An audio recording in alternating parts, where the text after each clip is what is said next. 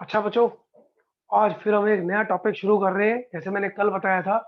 अच्छा, कल वाली मैंने देखी, थोड़ी रिकॉर्डिंग में उतनी अच्छी स्टैंडर्ड की नहीं थी, वो नेटवर्क इशू था या क्या था मुझे नहीं मालूम। बट आज हम फिर उसी टॉपिक को आगे बढ़ाते हैं। एक वर्ड होता है equation of plane containing the lines, और एक होता है कोप्लानर। इन दोनों वर्ड का मतलब बड़ा अच्छा होता है। अब कोप्लानर का मतलब क्या होता है? बस दो लाइनें हैं, कहते प्रूव करो ये एक ही प्लेन पे लाई करती है। They both lie in the same plane. तो मैं कहता हूँ यार, एक लाइन ये और एक लाइन ये। भैया हाँ, अब यार एक मिनट, ये स्पेस में नहीं है भाई। ठीक है, अब ये पूरी की पूरी उस प्लेन के ऊपर है, उस स्पेस में क्यों नहीं है? क्योंकि जो इसका एक्चुअल में देखो स्पेस में ही हो जाए, कहीं भी ले लो यार, कोई दो लाइनें हैं, कहते हैं एक प्लेन में लाई करती है, प्रूव करो दे आर कोप्लानर। मैं कहता हूँ अच्छा इनकी शक्लें कैसी हैं? कहते हैं, वो कहता है नहीं, मैं तो ऐसा हूँ 3i minus J plus 2k plus lambda times 5i plus j plus k. Other line is 7i minus 3j minus k plus mu times 5i 7j 9k. अब यार ये दोनों कहीं से पैरेलल तो लग नहीं रही मुझे, क्योंकि लैम्डा और म्यू के बाद वाले पोर्शंस प्रोपोर्शनल तो है नहीं, है ना? तो मैं कहता हूँ दो लाइनें और दोनों के दोनों प्रूव करना है, they both lie in the same plane, एक ही प्लेन पे लाई करती हैं। थ्री डायमेंशनल प्लेन बोल रहे हैं, ठीक। अब मैं कहता हूँ एक प्लेन पे लाई करती है तो क्या करूं?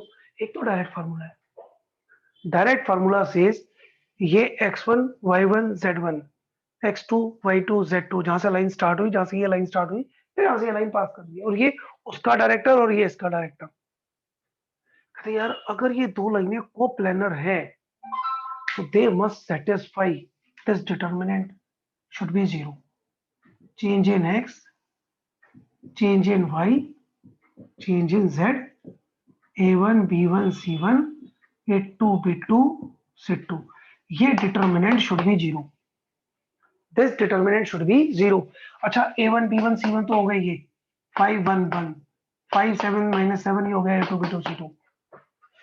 चेंज इन x, ये माइनस ये माइनस ये माइनस ये। अब इस डिटर्मिनेंट को निकालो।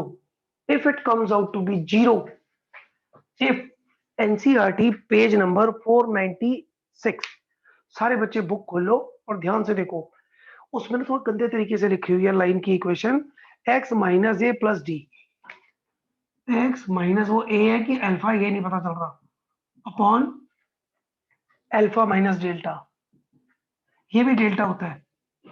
ठीक है, तो इसको हम पहले तो लिख लेते हैं x माइनस ए माइनस डी, ये हो गया x1। ऐसे y1 z1 भी है, देखो ध्यान से, x minus x1 upon a1, y minus y1 upon b1, z minus z1 upon c1, से दूसरी लाइन है। तो यार उसमें इसने क्या किया, x1 x1 y1 z1 x2 y2 z2 a1 b1 c1 तो नजर आ ही रहे हैं, अपॉन अपॉन अपॉन में दूसरी लाइन भी अपॉन अपॉन अपॉन में। सो आपके पास ये चार, छह के छह एलिमेंट्स हैं, छह नहीं चार है, चार चार चार 12, और दो भी है यार, काउंट कर लेना ना। हाँ, चार थी 12 हो गए, ये 12 के 12 नंबर आपके पास है। इस डिटर्मिनेंट को कैलकुलेट करो। अगर ये डिटर्मिनेंट की वैल्यू जीरो आती है, वैसे ना पता है कोप्लानर के लिए पहले पढ़ाया करते थे हम स्केलर ट्रिपल प्रोडक्ट, अब तो वो सिलेबस में रहा नहीं, इस साल गुजर गया। ठीक, तो हम क्या करते हैं, अब ये डिटर्मिनेंट इवेल्युएट करते हैं। If it comes out to be zero, we directly declare these two lines are coplanar, they lie in the same plane, they both these lines lie in the same plane। इसको पढ़ लो। लेकिन इसमें इन्होंने determinant की properties use कर ली, properties तो इस साल डिलीट हो गई। अब प्रॉपर्टीज तो इस साल डिलीट हो गई, बट आइडिया तो होना चाहिए।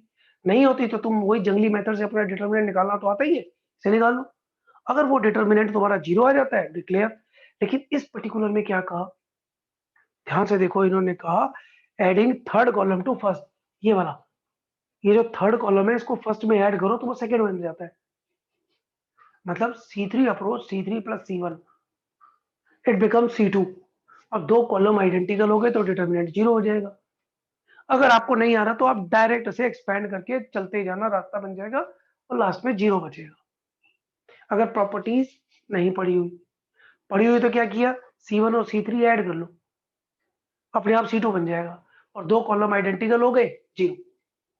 ठीक है, अब क्वेश्चन आता है कि मुझे चेक करना है,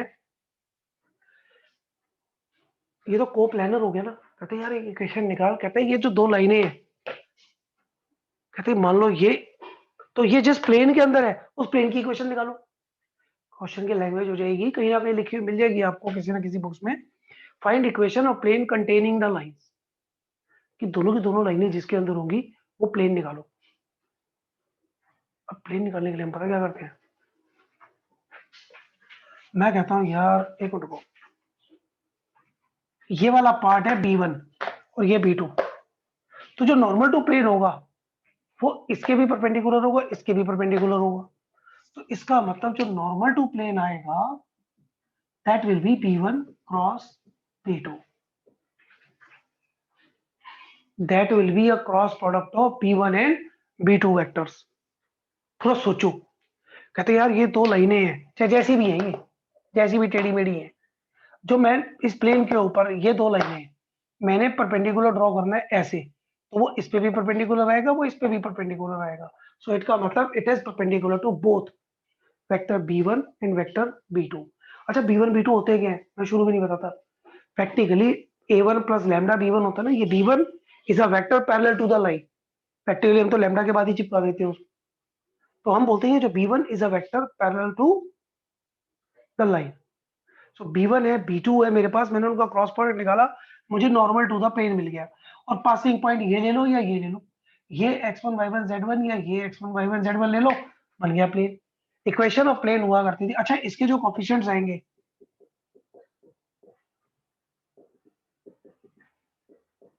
ये हो जाएगा capital A capital B capital सी।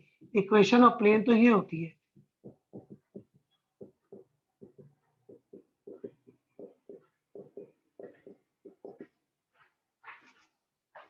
अब ए बी सी कहां से मिले, ये इसमें जो कोफिशिएंट आएगा जे के का वो ए बी सी, ये रे x1 y1 z1 या ये रहा x1 y1 z1। मैं रिपीट कर रहा हूं, ध्यान से सुने। मेरे पास 2 लाइनें हैं और मुझे गिवन है ये lines lie on a plane, find equation of plane containing the lines, find equation of plane containing the lines, containing the lines. तो मैं सबसे पहले कहता हूं since these two lines are in the same plane, are being contained by the same plane, so normal to plane will be a vector perpendicular to both of them, that is B1 cross B2।